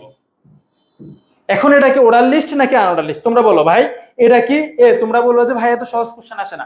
আমরা একটু ধারাবাহিকভাবে যাই, আর 20টা মিনিটের মধ্যে বেসিক শেষ করে বোর্ড কোশ্চেনে চলে যাবো, আর বেশি সময় নষ্ট করবো না। ওরাল লিস্টের ক্ষেত্রে এটা কি ওরাল লিস্ট নাকি আনওরাল লিস্ট? তোমরা সবাই বলছো যে আনওরাল লিস্ট। আনওরাল লিস্টের ক্ষেত্রে আমরা ইউএল ট্যাগটা ব্যবহার করি। কি বলছি বলো তো? আনওরাল লিস্টের ক্ষেত্রে ইউএল ট্যাগটা ব্যবহার করি। UL type SQUARE square. তারপর এবার তুমি আগের মতো করে সেম ভাবে এলআই দিয়ে শুরু করবা, তারপরে তুমি রাকিব দিবা, তারপরে তুমি কি করবা এলআইটা ক্লোজ করে ফেলবা। তারপর আসো তুমি সাইফুল, এলআই দিয়ে সাইফুল দিয়ে শুরু করবা, তারপরে এলআইটা ক্লোজ করে ফেলবা। তারপর নজরুল দিয়ে শুরু করবা, তারপরে এলআইটা কি করে ফেলবা ক্লোজ করে ফেলবা।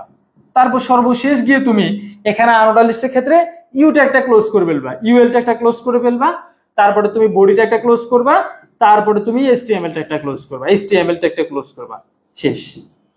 মোটামুটি এটা ক্লিয়ার। এখানে আর বেশি সময় নষ্ট করবো না, ঠিক আছে? ওকে, আনওরাল লিস্টটাও ক্লিয়ার। আনওরাল লিস্টের ক্ষেত্রে পরে তোমরা হচ্ছে আমরা এবার টেবিলে চলে যাই। বা টেবিল কি একেবারে বোর্ড কোশ্চেনে চলে যাবেন?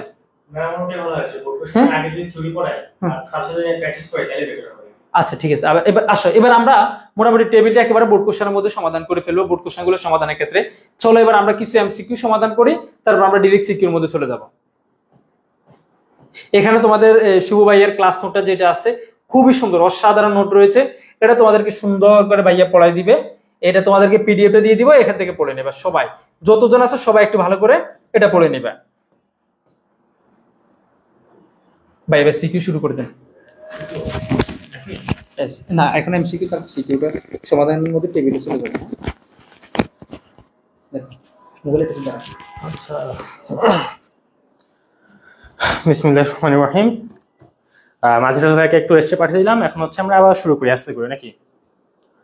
তোমরা অলরেডি দেখা গেল যে ক্লাসের মধ্যে যে ভিউয়ার খুব ড্রপ হয়েছে অলরেডি, স্টুডেন্টদেরকে এখন বেশি ঘুম চলে আসছে নাকি অলরেডি। তো তোমরা হচ্ছে সরাসরি তোমাদের ফ্রেন্ডদেরকে এরকম মেনশন করে ডাক দাও, আমরা হচ্ছে কিছু এখন এমসিকিউ প্র্যাকটিস করবো, ওকে? তোমরা সকলে হচ্ছে একটা মিনিট একটু রেস্ট নাও, মাথাটা একটু ঠান্ডা করো। আর আমাদের মধ্যে একটা যে ভ্রান্ত ধারণা যে খুব কঠিন, আসলে কঠিন না। আমরা যখন সিকিউ গুলো প্র্যাকটিস করবো তখন আমরা হচ্ছে টাইপ ওয়াইজ ভাগ করবো। কারণ আমাদের বোর্ডে যে সকল জায়গায় প্রশ্ন আসে যেখান থেকে, ওই জায়গাটা যদি আমরা পড়ে যাই আর পরীক্ষায় কমন পেয়ে যদি আনসার করে আসতে পারি, তাহলেই তো সহজ। তাহলে আমাদের আসলে ওই যে কঠিন বা এগুলো নিয়ে ভয় পাওয়ার কোনো দরকার নেই। তোমরা মাথা ঠান্ডা রাখো। হ্যাঁ, আমি এখন কিছুক্ষণ সামনে থেকে কন্টিনিউ করবো এগুলো। ততক্ষণে তোমরা হচ্ছে আনসার কোয়ালিটি শুরু করে দাও যে CERN এর যে সার্ন কোথায় অবস্থিত। এটা নিতান্তই একটা জ্ঞানমূলক প্রশ্ন, এগুলো যে তেমন একটা আসবে এরকম কোনো কথা নেই। তোমরা এটা সব আনসার করে দাও, এটা কি হবে?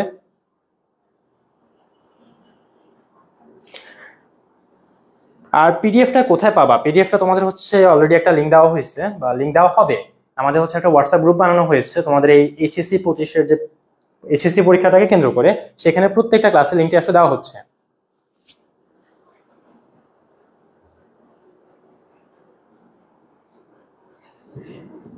এগুলো না। আচ্ছা, তাহলে দেখো আমাদের যে সার্ন একটা কোথায় অবস্থিত? সুইজারল্যান্ডের, তাই না? এখানে কি কেউ সুইজারল্যান্ড গেছে কখনো? আর তোমাদের যেহেতু আজকে পরীক্ষা দিয়ে আসছো, সবাই একটু বেশি চিলমুড়ে আসছো, মানে একটু মাথা থেকে একটা চাপ আসছে যে 3 দিনতে বন্ধ আসছে, মানে একটু আজকে প্রেশার কম। তাহলে আমরা আজকে একটু সময়টা একটু আস্তে আস্তে নিবো, আর ক্লাসটা একটু লম্বা হতে পারে। সো আর লম্বা নিয়ে আশা করি কারো কোনো অসুবিধা হবে না। তোমাদের পরীক্ষা হচ্ছে 3 দিন পরে, ক্লাসগুলো তোমাদের জন্যই নেওয়া। আমরা যদি 40 মিনিট 50 মিনিটে শেষ করতে পারতাম আমাদের জন্যই তো ভালো। তো এখন দেখো সেকেন্ড নাম্বারটা, ওয়েবসাইটের যে একক ঠিকানা তাকে আমরা কি বলি? এটা কিন্তু খুবই সহজ। ওয়েবসাইটের একক ঠিকানাটা আমরা দেখা যায় নিতান্তই প্রত্যেক বছরই আমাদের সামনে এই ধরনের প্রশ্ন আসে। বোর্ড পরীক্ষাতে তো আমরা একবারই দিব, বাট আমাদের যে কলেজের পরীক্ষা বলো, বিভিন্ন কুইজ পরীক্ষা হয়, ক্লাস টেস্ট হয়, প্রচুর প্রশ্ন আসে। এই জিনিসটা থেকে বেশ কয়েকবার আসে। IP address, এসটিটিপি, URL, HTML. আমরা কয়েকটা সিকিউ সলভ করে আমি হচ্ছে যে নোটটা আমি বানাইছি ওখানে আবার আমরা ব্যাক করব। তো তোমাদের এতক্ষণ যা পড়ানো হয়েছে জিনিসটাকে আমরা ওই নোটে আবার রিপিট করব। কোনো এটা নিয়ে আসলে চিন্তা করতে হবে না।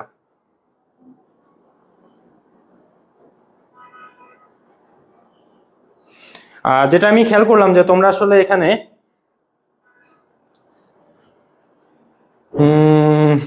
সব হচ্ছে আশেপাশের কমেন্ট।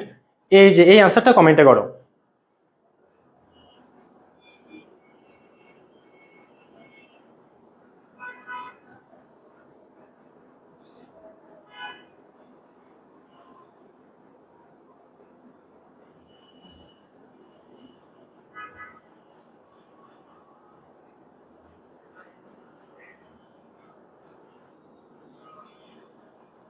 আচ্ছা, তাহলে এখানে হচ্ছে দুই ধরনের আনসার আসলো।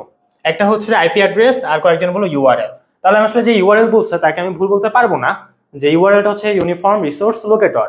তো এই জিনিসটা একটা ইউনিক অ্যাড্রেসই বলা যায়। বাট এই দুটো অপশনের ক্ষেত্রে যখন আমাদের আইপি অ্যাড্রেস এবং ইউআরএল একসাথে থাকবে, আইপি অ্যাড্রেসটা আনসার করে শ্রেয়। প্রথম দিকে আমাদের যখন ইন্টারনেটটা বানানো হইতো তখন আইপি অ্যাড্রেসটাই আসলে ছিল 10 দশমিক, মানে বিভিন্ন ধরনের নাম্বার অ্যারেঞ্জ করা থাকতো। এখন তুমি মনে করো তুমি facebook.com লেখাটা তোমার জন্য বেশি ইজি, নাকি একটা র্যান্ডম 3 থেকে 12, 12 বা 16 ডিজিটের নাম্বার লেখা বেশি ইজি? অবশ্যই এই সকল ওয়ার্ড গুলা। তো এই জন্য আমরা আইপি অ্যাড্রেস দেন হচ্ছে ডোমেইন নেম দ্বারা হচ্ছে রিপ্লেস করলাম, আবার ডোমেইন নেমের পার্টে হচ্ছে আমাদের ইউআরএলটা। তো এখানে যেহেতু আমাদের আইপি অ্যাড্রেসটা আসলে মোর অ্যাকুরেট আনসার হবে 2 এর এ। আর কেউ কেউ তো এসটিটিপি বলতেছে, এসটিটিপি হচ্ছে প্রোটোকল।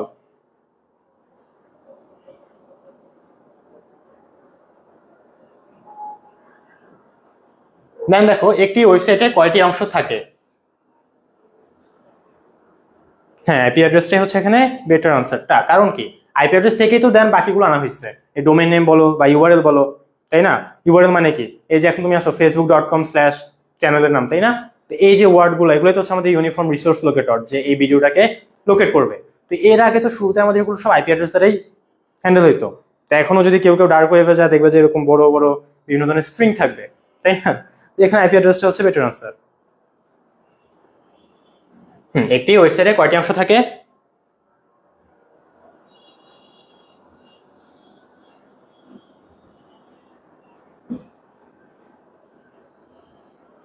অনেকে 4 নম্বর আনসার দিছো একজনে, আমি নামটা যদি দেখি, কে দিলা, এমডি কাউসার, তারে দিয়ে বলছো বাট আগে কে দিছো, ওটা একটু ভুলে বলছো এটা।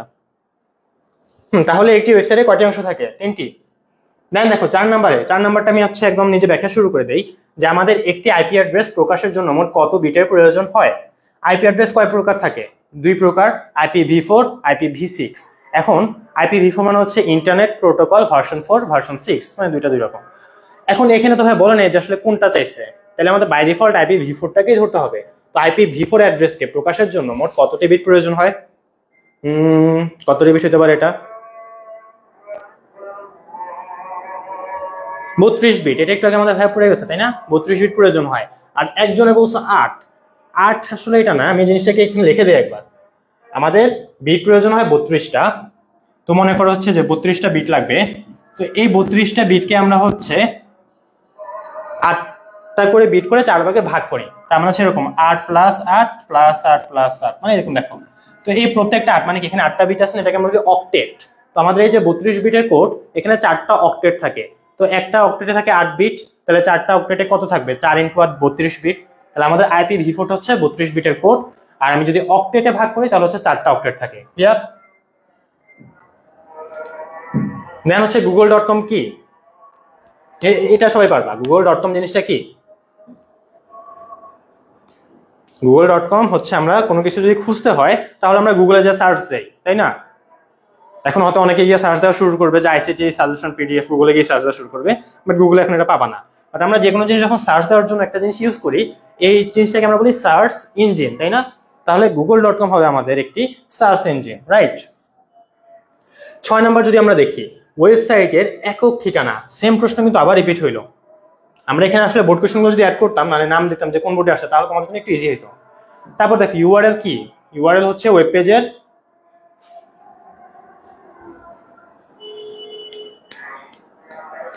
তুমি এই যে ওয়েব পেজ আসলে কি জিনিস ছিল মনে আছে? তুমি এখন যে একটা HTML বা CSS দ্বারা একটা পেজ লিখলা, পেজটা তুমি কি ওয়েবে আপলোড করবা না ইন্টারনেটে আপলোড করবা না? এটাকে আমরা বলি ওয়েব পেজ। তো তুমি যে আপলোড করলা সেখানে আসলে একটা পেজ থাকে না, একসাথে অনেকগুলো পেজ থাকে। হোম থাকবে, যেমন তুমি দেখো ফেসবুকে কি একটা পেজ থাকে না? ফেসবুকে আমার মেসেজের একটা পেজ, গ্রুপের একটা পেজ, ভিডিওজের একটা পেজ, অনেকগুলো পেজ থাকে না? অনেকগুলো ওয়েব পেজের সমষ্টিটি তো হচ্ছে ওয়েবসাইট, ফেসবুক ওয়েবসাইট, রাইট? তো এরকম তুমি একটা যখন ওয়েব পেজের ইউআরএলটা আসলে কি বোঝায়? এটা হচ্ছে তার অ্যাড্রেসকে বোঝায়, ওই ঠিকানা, যে এই ইউআরএল দ্বারা আমি হচ্ছে এই ওয়েবসাইটের অমুক পেজে যাচ্ছি। তারপর দেখো স্ট্যাটিক ওয়েব পেজ তৈরিতে প্রয়োজন কি। এটা খুবই একটা ইজি আনসার। এখন যে মাল্টিপল চুজ কোশ্চেনগুলো থাকে, এখানে তুমি দেখো প্রত্যেকটাতে 1 2 মানে এই ধরনের, এখানে কোনো সিঙ্গেল আনসার আছে? তার মানে অবশ্যই অপশনের মধ্যে 2টা একের অধিক আনসার সঠিক। তার মানে আমি যদি বাই এনি চান্স কোনো একটা ভুল আনসারকে আইডেন্টিফাই করতে পারি যে এটা তো হবে না, তাহলে কিন্তু আমার আনসারটা পেয়ে গেলাম, তাই না? তাহলে আমাদের 8 ক্ষেত্রে আমি যদি এখানে HTML CSS এটা জানি সাবাস, বাট PHP কিন্তু আমাদের হচ্ছে স্ট্যাটিকে না ডাইনামিক ওয়েবসাইটের জন্য ব্যবহার করা হয়। তাহলে যদি ডাইনামিকের জন্য ব্যবহার করা হয় তাহলে এটা অবশ্যই আমাদের এখান থেকে বাদ করবে। তাহলে আমাদের 8 জন্য আনসারটা হচ্ছে 1 এবং 2।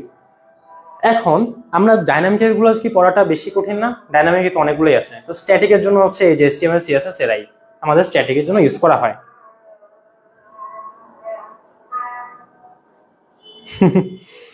এমডি আকাশ, সুমাইয়া কে ভাই না? সুমাইয়া হচ্ছে যে এতক্ষণ একজনে বললো না তোমাদের হচ্ছে মাজরুল ভাইয়ের এক্স। আচ্ছা এগুলো কিন্তু আমরা না বলি, মাজরুল ভাই হচ্ছে ম্যারিড একজন মানুষ, তোমাকে এরকম এক্স দিয়ে লাগানো ঠিক হবে না। তারপর দেখো কোনো ওয়েবসাইট কাঠামোতে যে কোনো পেজ থেকে সরাসরি হোম পেজে যাওয়া যায়। তুমি যে কোনো পেজে আসো, তুমি সরাসরি হোম পেজে যেতে চাও। এখন এখানে আমি একটা ছোট জিনিসটাকে মেনশন করে দেই। সাপোজ মনে করো লিনিয়ার মানে কি? আমরা যখন কোনো একটা ব্যাংকের ওয়েবসাইটে যাই বা কোনো একটা লগ ইন ওয়েবসাইটে যাই, প্রথমে আমাকে বলে আমার নাম দিতে, আমি আমার নাম দিলাম। তারপর বলা হচ্ছে আমার লাইক বিভিন্ন ইনফরমেশন, যে ডেট অফ বার্থ, তারপর হচ্ছে জেন্ডার, ওগুলো দিলাম। দেন তারপরে পেজে মনে করো হচ্ছে অ্যাড্রেস এলো। তারপরের পেজে হচ্ছে মনে করো ওই ভেরিফিকেশন, তোমার হচ্ছে ইমেল অ্যাড্রেস অথবা মোবাইল, তারপর তুমি মোবাইল নাম্বার দিলা। নেক্সট পেজে তোমার কাছে ওটিপি যাবে, তাই না? তার মানে দেখো একটা সিকোয়েন্সিয়াল অর্ডারে যাচ্ছে। কিন্তু তুমি কিন্তু চাইলেই একদম প্রথমে বসে বসে মোবাইল নাম্বার দিয়ে ওটিপি ভেরিফাই করতে পারলা না। তোমাকে কিন্তু ওটা করার আগে প্রথম স্টেপগুলো পার হইতে হইতেছে। তো এই যে এই ধরনের যে স্ট্রাকচারটাকে, এটাকে আমরা কি বলি? Linear structure. তো লিনিয়ার স্ট্রাকচারে আমি এখানে বক্স আঁকবো। তোমরা মনে করো যে প্রত্যেকটা বক্স হচ্ছে এক একটা ওয়েবসাইট। যে প্রথম পেজে হচ্ছে তুমি তোমার নাম দিলা, নাম দেওয়ার পরেই তো তুমি নেক্সট পেজ যেতে পারবা পেজ 2 তে। পেজ 2 তে মনে করো তুমি তোমার হচ্ছে ডেট অফ বার্থ দিলা, তারপর তুমি থার্ড পেজে গেলা, মানে হচ্ছে তোমার অ্যাড্রেস দিলা, তাই না? তো এই দেখো একটার সাথে একটা আরেকটার সাথে একটা এগুলো এভাবে যুক্ত। তো এদের যেমন হচ্ছে ব্যাংকের বিভিন্ন ওয়েবসাইট বলো, তো এগুলো হচ্ছে আমাদের লিনিয়ার ওয়েবসাইট। কিন্তু প্রশ্ন আমাকে বলা হয়েছে কোন ওয়েবসাইট কাঠামোতে যে কোনো পেজ থেকে সরাসরি হোম পেজে যাওয়া যায়। এটার আনসারটা সবাই করো তো। গালিব ভাই হচ্ছে তোমাদের বিগত কয়েকদিন এতগুলো ক্লাস নিচ্ছে, উনি এখন প্রচুর টায়ার্ড, ওনার একটু রেস্ট লাগবে। এক্স্যাক্টলি, এটা হচ্ছে আমাদের নেটওয়ার্কে আমাদের প্রত্যেকটা পেজে কিন্তু হোম পেজের সাথে সংযুক্ত থাকে। তখন তুমি চাইলে একদম ইজিলি জাম্প করে হোম পেজে যেতে পারবা। ক্লিয়ার? তারপর দেখো 10 নম্বরটা, যে ওয়েবসাইটে হায়ারার্কিক্যাল কাঠামো কি। হায়ারার্কিক্যাল মানে এটা আরেকটা নাম হচ্ছে ট্রি স্ট্রাকচার। ট্রি স্ট্রাকচারে কেমন হয়, যে রুট বা তোমার যে ভিত্তি থেকে একটা হচ্ছে কাণ্ড বের হয়, তারপর হচ্ছে কাণ্ডটা বিভিন্ন শাখায় ভাগ হয়, শাখাগুলো আরো উপশাখায় ভাগ হয়, তারপর উপশাখাগুলোর মধ্যে হচ্ছে তোমার ছোপে ছোপে পাতা তৈরি হয়, তাই না? তার মানে এই যে এই জিনিসটা ট্রি হচ্ছে আমাদের এটাকে ট্রি কাঠামো বা হায়ারার্কিক্যাল কাঠামো, যে আমাদের মেইন ব্রাঞ্চ থাকবে, সেখান থেকে কয়েকটা ব্রাঞ্চ তৈরি হবে, তারপর সেখান থেকে আরো তৈরি হবে এরকম। যে মনে করো আমার আন্ডারে হচ্ছে 5 জন, ওই 5 জনের আন্ডারে আরো 5 জন, মানে এভাবে এরকম ছড়া যাওয়াটা। এটা হচ্ছে ওই যে নেটওয়ার্ক মার্কেটিং এর নাম হয়তো অনেকে শুনছো, যে আমি 3 জনকে রেফার করবো, ওই 3 জন আরো 3 জনকে রেফার করবে, এরকম যে একটা নেটওয়ার্ক ট্রির মতো ছড়া না, এটাকে আমাদের হায়ারার্কিক্যাল স্ট্রাকচার।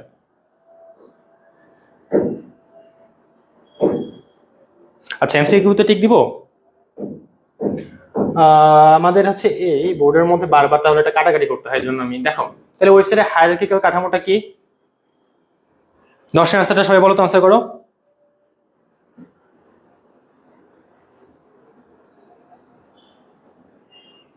প্রথমত দেখো খ নাম্বারে কি বলছে, যে প্রতি পেজের সাথে লিঙ্কড, তাই না?